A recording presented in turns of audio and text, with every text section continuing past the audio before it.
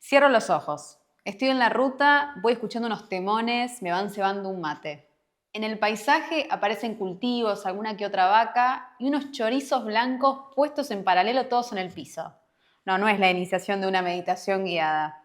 En esos elementos del paisaje actual hay uno que nació en los 90 y que generó una verdadera revolución en el sector. Nació en el exterior, pero un cordobés lo nacionalizó y comprobó que se podía almacenar ahí granos. Y hoy en día sirven para resguardar el 40% de la producción nacional. ¿Pero de dónde surgió esa idea? ¿Quiénes decidieron ponerse a fabricar bolsas plásticas gigantes en un país que todavía no terminaba de salir de la convertibilidad?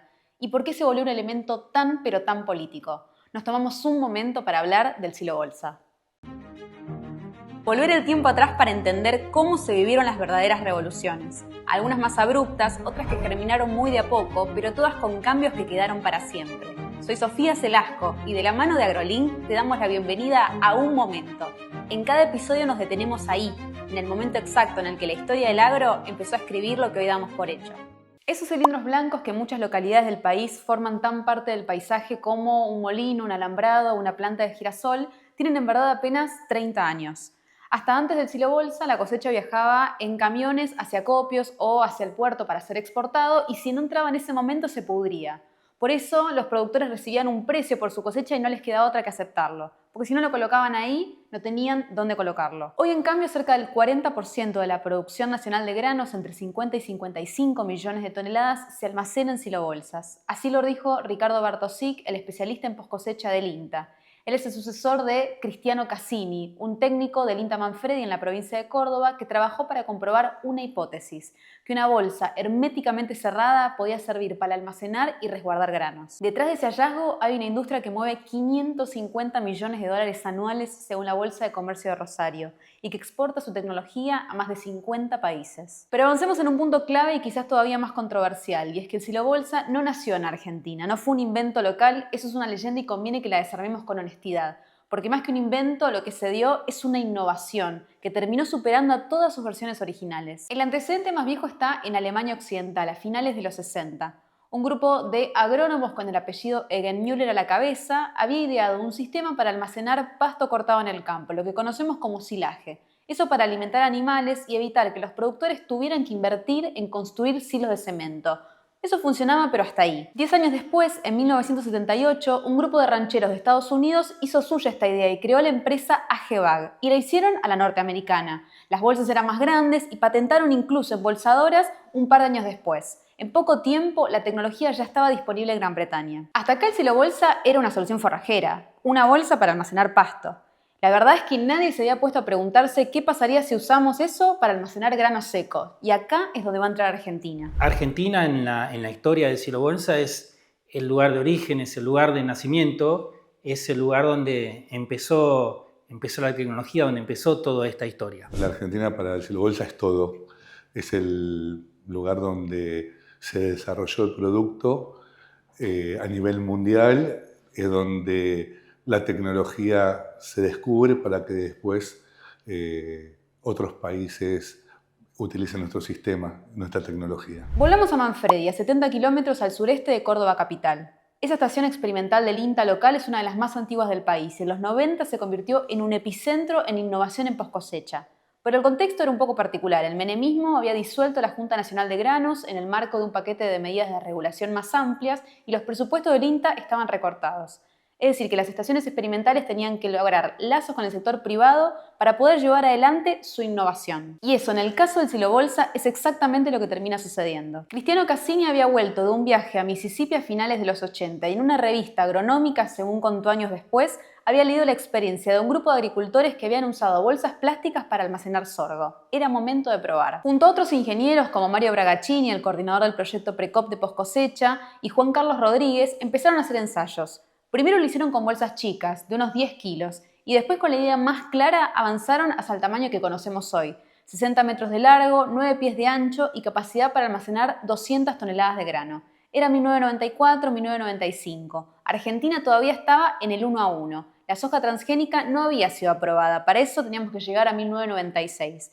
Y la siembra directa era algo que todavía hacía un grupo de locos nucleados en APRESID. Lo que Cassini estaba haciendo era ciencia básica con plata corta. Él tenía que demostrar que estas bolsas cerradas herméticamente impedían que se llenaran de hongo los granos, que podían incluso generar una atmósfera controlada, que resistiera al clima local, a la variación de temperatura, de humedad, y para eso, claro, necesitaba bolsas que funcionaran, que fueran resistentes y, por supuesto, embolsadoras. Yo estaba justamente terminando la facultad e ingresando a INTA como becario.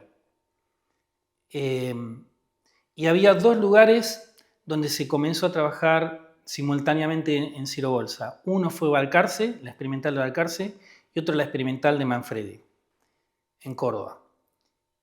En Manfredi estaba Cristiano Cassini, con el grupo de Mario Bragaccini, y en Balcarce estaba Juan Rodríguez.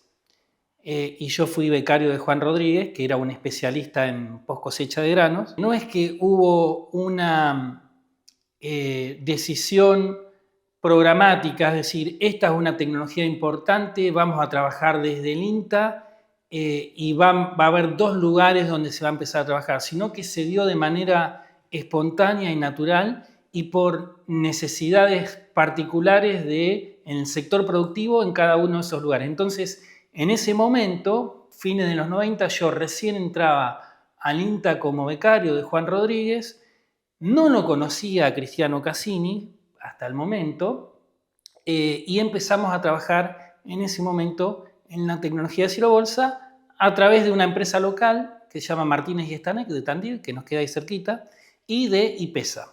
Ese fue el primer trabajo que hicimos y fue mi primer trabajo, te diría, como becario en el INTA. En ese momento se estarían vendiendo en Argentina unas relativamente pocas bolsas específicamente para hacer silaje.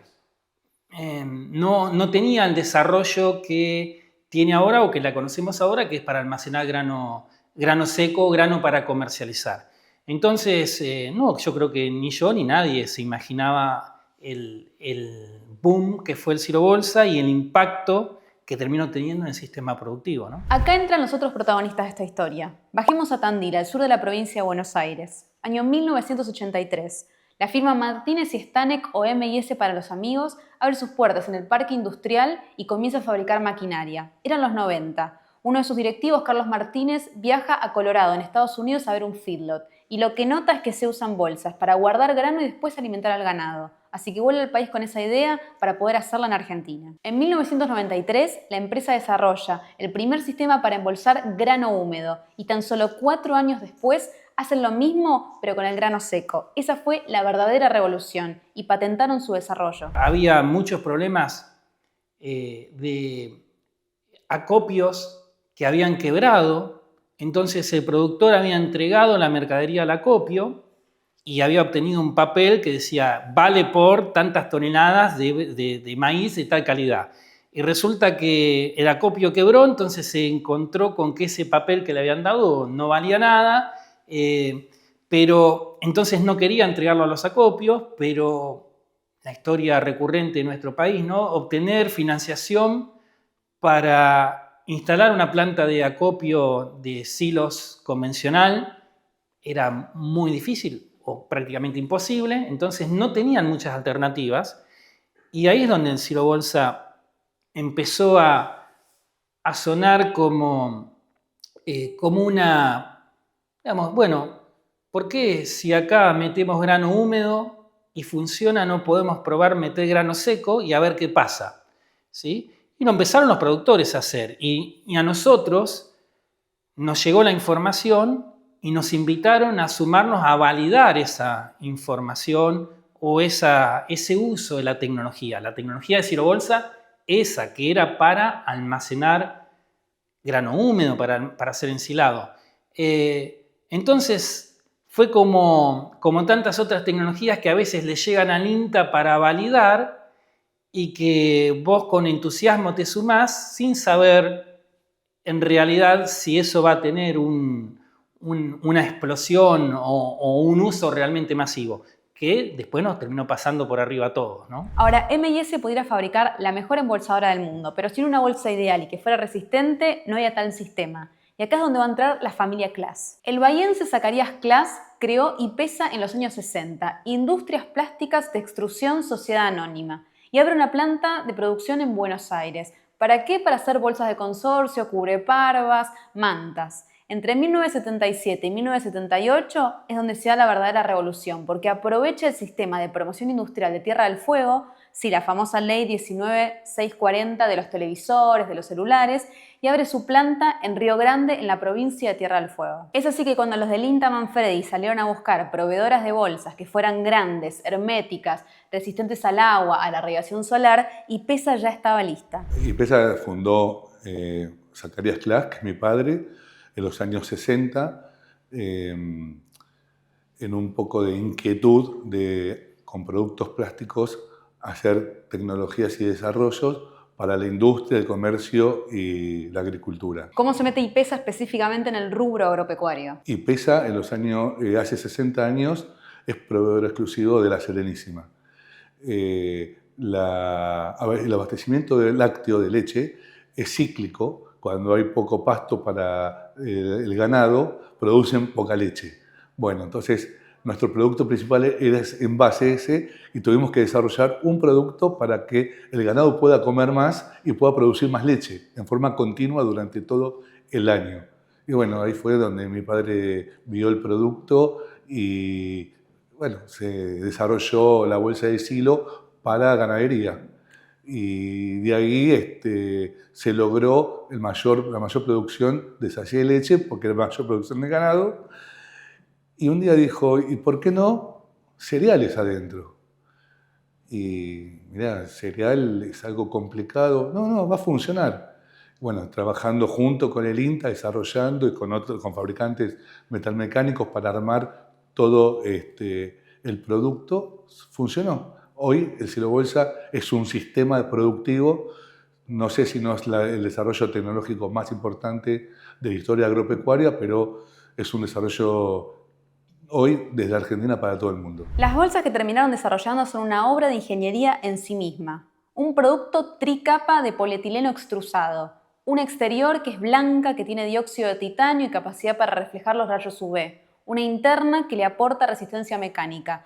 Y la tercera, que es negra, que impide el ingreso de cualquier tipo de luz que haga germinar hongos entre los granos. La medida estándar, 9 pies de ancho, 60 metros de largo y capacidad para almacenar 200 toneladas de soja, de trigo, de maíz, de girasol. El costo que paga un productor es de entre 300 y 500 dólares por unidad. Es decir, que por un promedio de 400 dólares, un productor podía guardar su cosecha, valuada en ese entonces por 70.000 dólares a precio de exportación. La relación era una ínfima inversión y un gran valor acumulado y resguardado. Esto es lo que explica el éxito de todo el sistema. En el 2004 va a ocurrir algo que parece protocolar, pero que termina siendo decisivo. Y es que el INTA, IPESA y otras empresas del rubro firman un convenio de vinculación tecnológica. Esto es clave porque significaba que el INTA ponía la ciencia y ponía los ensayos, las empresas ponían sus productos y sus datos a campo, y todo esto volvía como información técnica, como recomendación en particular al productor. El INTA fue fundamental en el desarrollo de Silo Bolsa. Para mí es un ente fundamental en todo lo que tenga que ver con las buenas prácticas agropecuarias. Creo que sin el INTA no hubiésemos podido desarrollar tal producto a nivel nacional. A nivel internacional es un certificado que todo el mundo quiere. De hecho, en las delegaciones que están ahora en Rumania y en la India y en Pakistán, hay integrantes del INTA, son palabra autorizada y creo que es un ente fundamental para el crecimiento de todos los que son desarrollos agropecuarios. Esto explica por qué Argentina es lo que es en Silo Bolsa y otros países no. Porque no fue un invento, fue un sistema de innovación. Hubo investigación pública aplicada, industrias que decidieron invertir, productores que quisieron adoptar. Esto se conoce como Sistema Nacional de Innovación y francamente sucedió tan pocas veces como en este caso. La pregunta que se desprende ahora es qué hubiese pasado con ese polo de la metalmecánica en provincias como Córdoba y Santa Fe si no se hubiese adoptado el Silo Bolsa de manera masiva. La respuesta más probable es que muchas de esas fábricas no existirían. El Silo Bolsa generó una demanda de mano de obra calificada sostenida durante más de 30 años. Generó desarrollo industrial en pueblos donde no había capacidad industrial. Generó una revolución endógena de abajo hacia arriba. Fue un plan que simplemente funcionó. Y ahora el dato que sorprende. En la campaña 2001-2002, Argentina almacenaba en silobolsa cerca de 2 millones de toneladas de grano. Para el 2003, esa capacidad había aumentado a 14 millones. Para el 2006, a 27 millones. Para el 2009, a 40 millones. Y para el 2013 a 50 millones. Hoy, según distintas fuentes del sector, estamos almacenando entre 50 y 55 millones de toneladas de granos. Es el 40% de la cosecha total argentina. Para tener de referencia, en los 80 Argentina tenía una capacidad de almacenamiento, sumando todos sus acopios, de entre 35 y 38 millones de toneladas. Hoy solamente en silobolsa almacenamos más que toda la capacidad instalada de hace 20 años. Y la cosecha pasó de 50 millones de toneladas en 1996 a más de 160 millones en la última campaña récord del 2025-2026. Es decir, que la capacidad de almacenamiento creció más rápido que lo hizo la propia cosecha, y el silobolsa es la razón. Esta explosión en la adopción del silobolsa no fue casualidad. Acá se combinaron 3 factores que fueron claves: la autorización de la soja transgénica, la masificación en la adopción de la siembra directa, que pasó de un 10% a un 90% en 20 años, y por supuesto el silobolsa. Estas 3 tecnologías combinadas permitieron correr la frontera agrícola. Se sembró soja en zonas donde hasta ahora no se sembraba soja, y se almacenaron granos en pueblos que estaban lejos de los puertos, con caminos de tierra y por supuesto sin infraestructura. Estamos 60, 70 millones de toneladas cortos en nuestra capacidad de almacenamiento. En el país no tenemos por ahí la posibilidad de invertir en instalaciones fijas, como en otros países. Entonces, para dar una referencia, Canadá puede almacenar más de una cosecha. Estados Unidos también. Nosotros podemos almacenar media cosecha. Fue una solución para los productores chicos que no tienen capacidad de incorporar plantas de silo. Para los productores que producen sin ser dueños de la tierra, para los productores que ampliaron la frontera agrícola. Y después tenés otra serie de situaciones, como por ejemplo nuestro problema con la macroeconomía de valor del peso, etcétera, etcétera. Vos tenés el producto, lo tenés dolarizado, entonces vos tenés una planta de acopio, por ejemplo, sos el dueño, sos el acopiador, sos el dueño de la planta de acopio, y los productores te entregan la mercadería a vos en la planta de acopio. Pero la entregan, pero no la quieren vender, porque si la venden, digamos, tienen la dificultad de encontrar una inversión que les dé una rentabilidad por ese valor que tienen ahí en grano. No tienen en grano, lo tienen dolarizado. Entonces, el acopiador se ve en un momento que se le llenó la planta de acopio, porque ningún productor que le entregó la mercadería la quiere vender. Entonces sigue recibiendo para no perderse negocios, y ampliar la capacidad de almacenamiento no es tan fácil, entonces también utiliza la bolsa. Pero hay otra dimensión más profunda que lo cambió todo. Y es que el silobolsa convirtió la cosecha en una cuasi moneda dolarizada. La frase definitiva la dijo Cassini y se repite en todos lados desde entonces. El silobolsa se convirtió en una caja de ahorro en el propio campo. Según explicó, después de la crisis del 2001, el productor había dejado de creer en el sistema financiero. No quería guardar la plata en el banco porque ya la había perdido sus ahorros en el corralito. Y tampoco quería pesos porque se los comía la inflación. Pero soja en silobolsa era otra cosa. Soja en silobolsa era un dólar físico. Era un valor que no se devaluaba. Era una caja de seguridad sin tener caja de seguridad. Esta función monetaria cambió la relación de poder entre el productor y el resto de la cadena. Antes en silobolsa la cosecha presionaba. Si tenías 200 toneladas de grano y no las colocabas para marzo, probablemente la perdías. El acopio y el exportador sabían esto y ponían un precio que el productor no podía rechazar. Pero después del silobolsa, él podía elegir si vender en agosto, en septiembre, en enero, en febrero, cuando el precio acompañara o cuando tuviera que abonar el próximo ciclo. Cambió el timing, cambió la negociación y cambió quién tiene el sartén por el mango. Gustavo Grobo Copatel, el fundador de los Grobo, lo dijo de manera espectacular en una entrevista. Moyano debería hacerle un monumento al silobolsa. Claro, antes del silobolsa la cosecha se transportaba en camiones. 4 meses durante el año y los otros 8 meses los camiones estaban parados. La logística en el agro era una avalancha estacional y la infraestructura colapsaba. Pero después del silobolsa eso se desestacionalizó. Se distribuyó en todos los meses y el sistema se volvió más eficiente. ¿Qué cambió o qué dirías que cambió con la llegada del Silobolsa al campo, pero de manera masiva? No ya como un experimento, como algo a probar, sino como algo que ves justamente como parte del paisaje en el sector agropecuario. Muchos productores lo que hacían era, como te decía recién, vendían a las cooperativas porque no tenían espacio para almacenar y ese producto bajaba de calidad.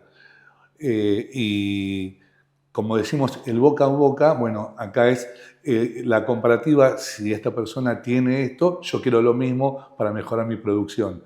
Y realmente hoy el productor defiende su trabajo, su capacidad, porque tiene cómo cuidar su producto. ¿Qué pasaría hoy si no tuviésemos el Silobolsa? Eso nos podría dar una pista de decir, bueno, qué cambió o qué le aportó, ¿no? Como decíamos, producimos 140, 150 millones de toneladas y podemos almacenar en estructuras fijas 75, 80 millones de toneladas. Tenemos 2 cosechas al año, la fina, al principio del verano, y la gruesa desde marzo a ahora hasta agosto, prácticamente. Se extendió muchísimo. Si no tuviésemos el Silobolsa, todo lo que se cosecha, una vez que se llenó la capacidad de infraestructura en instalaciones fijas, debería salir a los puertos inmediatamente. O sea que sería un problemón logístico, un problemón en el transporte, en los fletes, en el precio de los fletes, en lo atestado que estarían los puertos, en los productores teniendo que vender en el momento de menor valor de la mercadería. O sea que el Silobolsa dotó de flexibilidad a nuestro sistema, lo hizo mucho más eficiente, redujo las pérdidas, permitió que por primera vez los productores empiecen a pensar en almacenar y que almacenar sea parte del negocio para los productores, porque antes no tenían esa posibilidad. La primera experiencia de almacenamiento de la gran mayoría de los productores fue con el Silobolsa. Entonces, yo creo que cambió en mi forma de ver.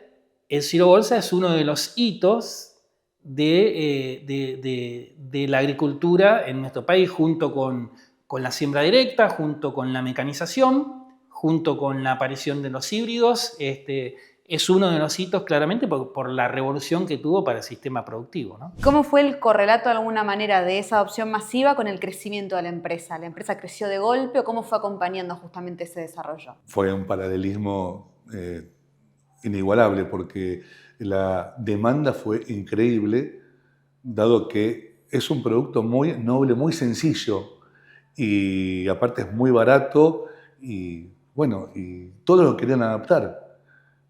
De hecho, hoy vienen de todo el mundo a ver cómo es que nosotros los argentinos pudimos desarrollar este producto y cómo lo podemos hacer, cómo podemos almacenar tanto cereal.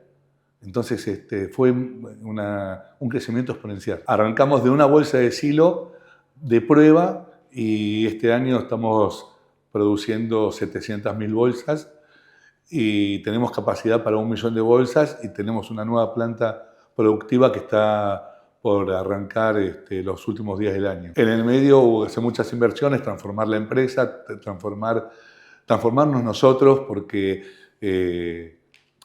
los crecimientos para que sean sustentables tienen que ser parejos, tienen que ser no solo la parte productiva, no solo las máquinas, sino acompañar con desarrollo, acompañar con ingeniería, con la parte financiera, con la parte económica, con el sistema comercial, con la comunicación. Hay muchos factores para poder lograr un crecimiento como el que se logró. Hasta acá la épica es lineal, un invento argentino, un sistema bien armado, industrias que crecieron, productores que adoptaron, una cosecha que se guardó y un sistema que se volvió más eficiente.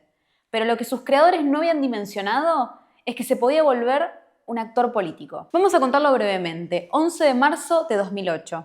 El ministro de Economía, Martín Lustó, anuncia la famosa resolución 125, retenciones móviles para la soja, el trigo, el maíz y el girasol. La mesa de enlace, Sociedad Rural Argentina, CRAF, Federación Agraria, Coninagro, anuncian un paro que dura 129 días con cortes de ruta y movilizaciones. Todo esto termina con el famoso voto no positivo de Julio Cobos, el vicepresidente de la Nación, a la madrugada del 17 de julio. Y todo esto se frena. Pero nada hubiera podido ser posible sin el silobolsa. ¿Por qué? Porque un paro de 129 días en plena cosecha y sin lugar donde almacenar tus granos sería suicida. Los granos se pudrirían en el campo. Pero el productor tenía el silobolsa, tenía donde almacenarlos, tenía forma de aguantar. Desde entonces el silobolsa se convirtió en una ficha de negociación política. En varias oportunidades, Cristina Fernández de Kirchner acusó a los productores de retener su cosecha y de impedir el ingreso de dólares a la Argentina. En este tono es que planteaba su discurso en 2013 en Casa Rosada. Récord también en materia de derechos de importación. No, en materia de derechos de exportación, sobre todo algunos que hablan todo el tiempo, no tuvimos ningún récord porque sabemos lo que están haciendo, ya nos dimos cuenta. Pero igualmente, pese a eso, tuvimos récord de recaudación tributaria. Un poco para terminar con ese verso o esa cosa que se decía que solamente un sector aportaba al país. En 2020, durante el gobierno de Alberto Fernández, los silobolsas fueron víctimas de ataques de la política. Era plena pandemia, un contexto de gran debilidad económica, con el conflicto vicentín en puerta. Y se reversionaba el conflicto entre el gobierno y el campo. Hubo 57 casos en junio, 129 un mes después. Y el año cerró con 287 casos según estimó CRA. Cada día aparecían nuevos relatos en redes sociales, alguna que otra selfie de un productor con su silobolsa tajeado. De alguna forma la política le había puesto una navaja a ese cilindro blanco. ¿Recordás qué uso político se le dio al silobolsa? ¿De pronto qué frases históricas se usaron? ¿O de qué modo se le dio esta connotación política? Bueno, la que más recuerdo y la más común era Haga Patria, rompa un silobolsa. Que tiene un silobolsa está perjudicando al país porque se está guardando los dólares. Hay muchas frases, pero estas son las más importantes. Otro momento bisagra fue el 22 de julio del año 2022, en el Museo del Bicentenario. Silvina Batakis ya era ministra de Economía y el dólar blue estaba cerca de los 350 pesos. En un acto por cadena nacional, Alberto Fernández dice lo siguiente: tenemos el desafío de enfrentar a los que guardan 20.000 millones de dólares en el campo y no los liquidan, esperando una mayor rentabilidad cuando el país los necesita. La cifra fue discutida. Ciara hablaba de 14.000 millones de dólares, La Nación de 4.600 millones en función del tipo de cambio que recibía el productor, pero lo cierto es que la cifra es lo de menos, porque otra vez la política estaba cuestionando lo que se guardaba ahí adentro. La cosa es que a la mañana, al día siguiente, en la Ruta 92, cerca de Casilda, en Santa Fe, apareció otro silobolsa tajeado. De alguna manera era la foto que reflejaba todo el panorama de tensión. El ministerio pasó a manos de Sergio Massa y el nuevo encargado de Economía se planteó solucionar el problema que tenía Argentina para hacerse de dólares. Y para eso puso distintas zanahorias. Tipos de cambio diferenciales para tentar al productor a liquidar su cosecha, a vendérsela a los exportadores y que entraran las tan ansiadas divisas. La brecha entre el dólar oficial y el dólar blue llegaba al 100% y el gobierno lanza los dólares soja. El primero fue en septiembre del 2022 a 200 pesos por dólar y permitió el ingreso de 8.123 millones de dólares a la Argentina. El segundo llegó en diciembre del 2022 a un precio de 230 pesos. El tercero en abril del 2023 a 300 pesos.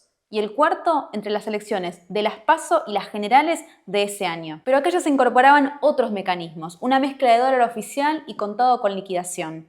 Era una ingeniería financiera para facilitar el ingreso de dólares, que igualmente se iban rápido, y los solobolsas empezaron a vaciar. Para finales de ese año, Javier Milei asume como presidente de la Nación, y aparece el fin de la brecha y las bajas permanentes de retenciones. A mediados del 2025, la soja baja del 33% al 26%. Y ese año, con las elecciones legislativas, otra vez hay una corrida cambiaria.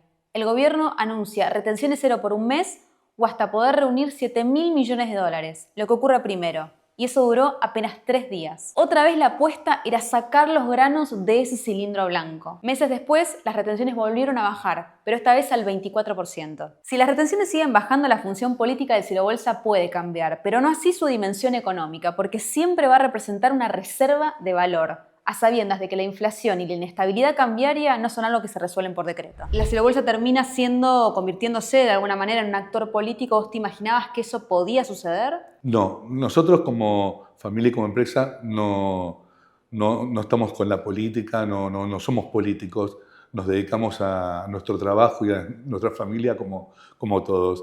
En el año 2005, si no me equivoco, hubo un hecho importante en la Argentina que fue el tratamiento de la Ley 125, que eso ayudó mucho a que el productor vaya hacia nuestro producto, porque no tenía cómo defender su producción y no había capacidad. Y la Bolsa de Silo le dio todas esas herramientas para poder pelear sus propios derechos y bueno, ayudó justo con el crecimiento exponencial del Silo Bolsa. En síntesis, el Silo Bolsa no fue diseñado para ser político, pero su capacidad para inmovilizar valor lo hizo, a la fuerza de los hechos, un elemento clave de la economía argentina, para bien o para mal. Pero volvamos a la épica, porque mientras pasaba todo esto en nuestro país, el Silo Bolsa argentino se convertía afuera en el Silo Bolsa del mundo. Hoy se exporta a más de 50 países, y acá hablamos de todo el sistema, de las bolsas, de las embolsadoras, de las extractoras, de las tolvas. Todo este sistema representa 50 millones de dólares anuales según cifras del INTA y de la Bolsa de Comercio de Rosario. ¿A dónde va? A Brasil como principal destino. Ese país creció mucho en las últimas décadas y actualmente tiene un déficit de almacenamiento en torno a los 90 millones de toneladas. Por eso demanda unas 150.000 bolsas anuales con capacidad para cuadruplicarse. También exportamos Silo Bolsa a Estados Unidos, Canadá, Francia y Alemania. Pero hay un caso que vale la pena desarrollar en concreto, y es el de Ucrania. En febrero del 2022, Rusia invadió al quinto exportador mundial de granos, con embarques en torno a las 6 millones de toneladas mensuales. Con sus puertos ocupados y destruidos, las exportaciones de Ucrania comenzaron a caer. Para septiembre de ese año, según un informe de la Universidad de Yale, 1 de cada 6 acopios estaban o destruidos o dañados o ocupados por Rusia. El déficit para almacenar la cosecha se estimaba en ese año en entre 10 y 15 millones de toneladas. Ucrania necesitaba de manera urgente una solución que fuera barata, que la pudiera circular entre todos los países, y adivinen qué fue lo que apareció ahí. El Silo Bolsa se convirtió casi de la noche a la mañana en una herramienta de infraestructura humanitaria. La FAO, la Organización de Naciones Unidas para la Alimentación, había creado un fondo con recursos provenientes de Canadá, unos 40 millones de dólares, y de Japón, unos 17 millones de dólares, para adquirir bolsas y difundirlas entre los productores ucranianos. Y eso permitió una capacidad adicional de almacenamiento de 2.4 millones de toneladas. Dimensionemos este asunto. Una tecnología adoptada por un técnico del INTA en Córdoba cruzó el océano, llegó a un país en guerra y evitó una hambruna. ¿Y hay algún país en el que no estén o no estén de forma tan fuerte y quieran acceder? Sí, bueno, México nos gustaría estar porque México es un país que creemos que es importante y estamos en tratativas. Y después, bueno, creemos que en India se puede crecer mucho más. India, hicimos un estudio, tiene un desperdicio del 30% de su producción, que si eso se almacena en bolsa, imagínate la cantidad de gente que puede alimentarse con eso. Pero bueno, son pequeños pasos para poder llegar al objetivo. Pero la cosa no quedó ahí, la tecnología siguió avanzando. En el último Congreso de Presida en 2025, IPESA y la Agtech Agro anunciaron Smart Silo Bag, un Silo Bolsa equipado con nanosensores que permiten medir dióxido de carbono, humedad y un montón de otros indicadores que el productor puede conocer escaneando un simple QR y estando en su galpón. El Silo Bolsa que tenemos hoy en día es el mismo que aquel con el que tu padre, digamos, arrancó, o sobrevino ahora una evolución que tiene que ver también con la tecnología en línea con las nuevas demandas que hay. Bueno, cuando arrancamos era una bolsa de silo de 5 pies de diámetro. Hoy tenemos 5, 6, 7, 9, 10, 11, 12 y 14 pies. Y hemos desarrollado con largos de hasta 150 metros. La tecnología en un principio es más o menos la misma. Lo que sí han cambiado son las máquinas, las materias primas y la combinación de materias primas. Le hemos dado mayor durabilidad, mayor resistencia, mayor aditivos de UV, con lo cual hace que este producto sea aún mucho mejor. La bolsa de silo se comoditizó. La forma de poder seguir siendo avanzada y seguir siendo un líder es demostrando al mercado que uno tiene todavía capacidad de desarrollar y de innovar. Cuando empezó esta tecnología, vos extraías el grano de adentro a pala y a chimango, digamos, y se desarrolló en Argentina todas las máquinas que extraen el grano del Silo Bolsa y todas las máquinas que embolsan, ¿sí? Y que puedes trabajar a una velocidad tan grande que la cosecha no se demora. Entonces todo eso ha sido una innovación impresionante. Después vinieron los sistemas de monitoreo. Vos pinchás una bolsa, medís dióxido de carbono y podés saber si tenés un problema ahí o si está todo bien. Nosotros desde nuestro grupo desarrollamos un test de hermeticidad. Vos conectás un aparato a la bolsa, genera un vacío y te dice, mirá, la bolsa está rota en algún lado o está sana y podés estar tranquilo. Termosellado de la bolsa, etc. O sea, son diferentes capas de tecnología que se les fueron agregando que hoy tenemos realmente un paquete tecnológico que es lo que creo que es importante para destacar de Argentina. Argentina es el único país donde tenés un paquete tecnológico donde podés venir a encontrar una solución completa con la tecnología de Silo Bolsa. ¿Hacia dónde va el futuro de esta herramienta? ¿Qué futuro le ves al Silo Bolsa? Bueno, yo creo que Silo Bolsa va a reemplazar todos los distintos sistemas de almacenaje por la practicidad que tiene, por no necesita mantenimiento, no necesita más que la tecnología ya instalada, y a medida que van apareciendo nuevos servicios para mayor producción agropecuaria, van a necesitar más lugar para almacenar, y la bolsa se guarda en una cajita y la utilizas cuando querés. Así que yo creo que esta tecnología llegó para seguir produciendo y creciendo de acá en el futuro. ¿Quién fue Zacarías Clas en la historia de IPESA? Bueno, Zacarías Clas, aparte de ser el fundador de IPESA, es una persona que es muy inquieta. Hace unos 22 años sigue trabajando con nosotros, desarrollando productos, desarrollando máquinas, mejorando sistemas. Es una persona que está continuamente buscando cómo poder hacer algo con algún artículo. Es un innovador nato. Yo recién te decía, él inventó más de 120 marcas, 120 productos. El mensaje que nos da todos los días con la voluntad de generar nuevos productos y nuevas cosas, es difícil seguirlo, es muy difícil seguirlo. Pero bueno, ojalá muchas personas fueran como él. Pero no todo es champagne. Hay una factura pendiente que conviene que pongamos sobre la mesa porque probablemente sea el principal tema de discusión del agro en los próximos años. Cada Silo Bolsa se utiliza una sola vez. Después queda un cilindro contaminado con restos de granos y materia orgánica que pesa unos 200 kilos. Multiplicados por las 400.000 unidades que se comercializan en el país por año, estamos hablando de entre 25.000 y 30.000 toneladas de plástico que no tienen destino. Incluso hay estimaciones que hablan de que esa cifra podría escalar hasta las 100.000 toneladas. Es por lejos el principal residuo plástico del agro argentino. ¿Qué se hace con eso? En la práctica, generalmente se lo quema al aire libre, se lo entierra o se lo abandona. En Argentina tenemos la ley 27.279 del año 2016. Es la que indica qué hacer con los envases vacíos de fitosanitarios, que no se pueden enterrar y tampoco se pueden quemar. Pero sin embargo ahí no se menciona nada del Silo Bolsa. Hay un vacío normativo. Frente a eso surgió un sistema de recicladores incipientes. La Asociación de Cooperativas Argentinas inauguró en 2017 una planta en Cañada de Gómez, provincia de Santa Fe, con capacidad para recuperar 7.000 toneladas anuales. A noviembre de 2023 había recuperado 20 millones de kilos de plástico. Entre estas y otras empresas apenas cubren el 10% del plástico disponible. El 90% restante sigue siendo un problema a resolver y probablemente sea el tema de los próximos años. ¿Hay solución a la acumulación de este plástico? Y de ser así, ¿de quién sería la responsabilidad? Sí, hay solución.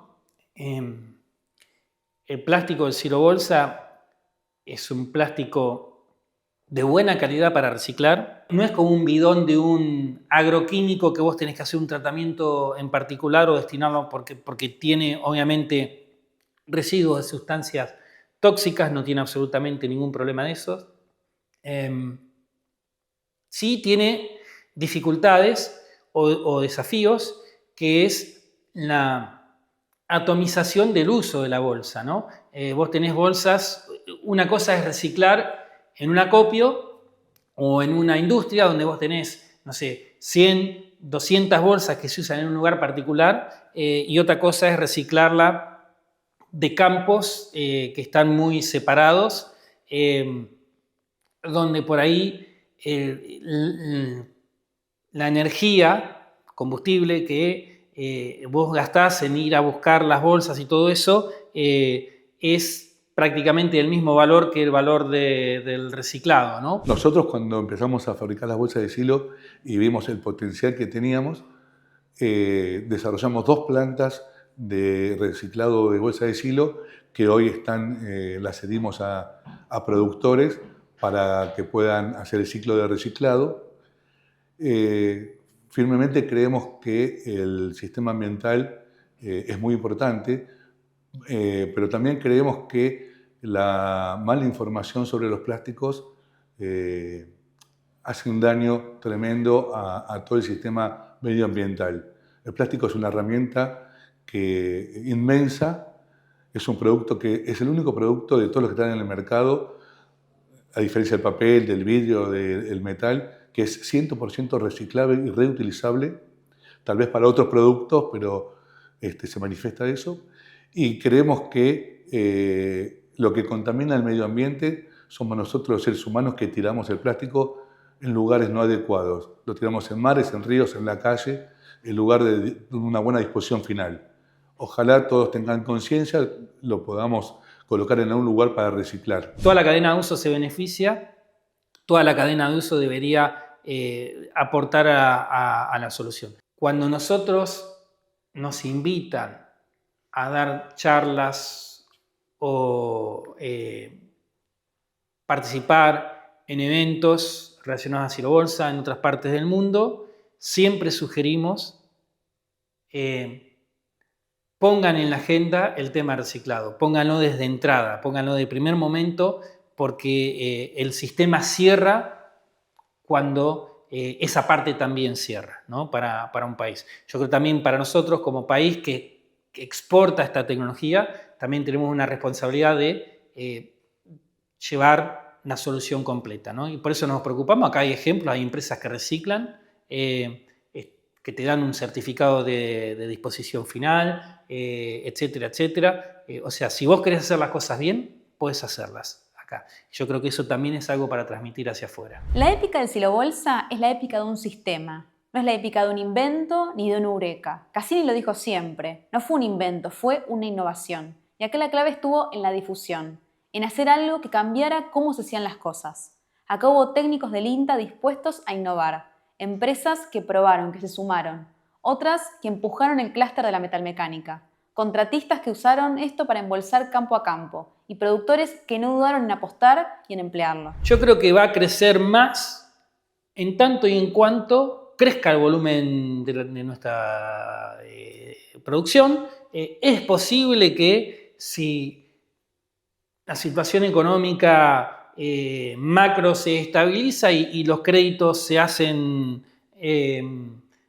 más apropiados, es posible que haya más inversión en instalaciones fijas. Yo creo que es ahora el momento de mirar para afuera, ver qué es lo que requiere cada uno de esos mercados y tratar de desarrollar también tecnologías apropiadas para esos mercados. Hay margen entonces para crecer. Hay margen para crecer absolutamente. El Silo Bolsa nació como una pregunta técnica. ¿Cómo almacenar granos sin infraestructura? Y terminó respondiendo muchas otras.